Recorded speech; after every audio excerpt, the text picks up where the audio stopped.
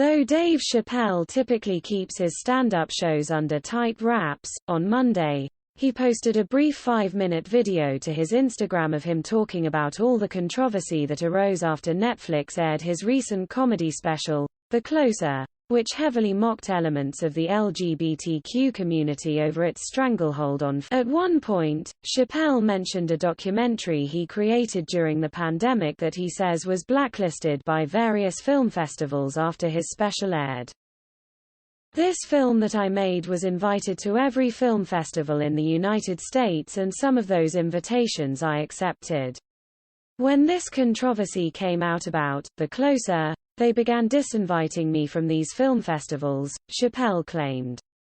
And now, today, not a film company, not a movie studio, not a film festival, nobody will Thank God for Ted Sarandos and Netflix, he's the only one that didn't cancel me yet, he said.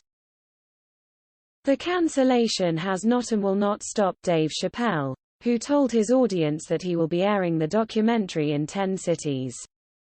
Am I cancelled or not? He asked the audience, who unanimously shouted, no. Directed by Oscar-nominated filmmakers Julia Reichert and Steve Bogner, the Untitled documentary will airing in the following cities and will feature appearances by Dave Chappelle. In the same video, Chappelle also addressed the trans Netflix employees who recently walked out in protest of his special, telling them that while will always grant them an audience, he will not be summoned by their demands. To the transgender community, I am more than willing to give you an audience, but you will not summon me.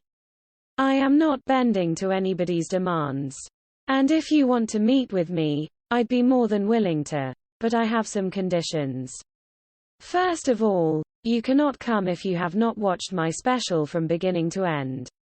You must come to a place of my choosing at a time of my choosing, and thirdly, you must admit that Hannah Gadsby is. Though Netflix co-CEO Ted Sarandos has pledged to keep Chappelle's special on the platform, he told Variety last week that he screwed up when addressing his two LGBTQIA+ employees. I screwed up that internal communication. I did that, and I screwed it up in two ways, Sarandos said.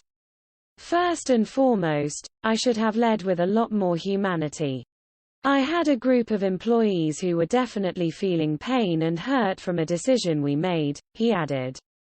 And I think that needs to be acknowledged up front before you get into the nuts and bolts of anything. I didn't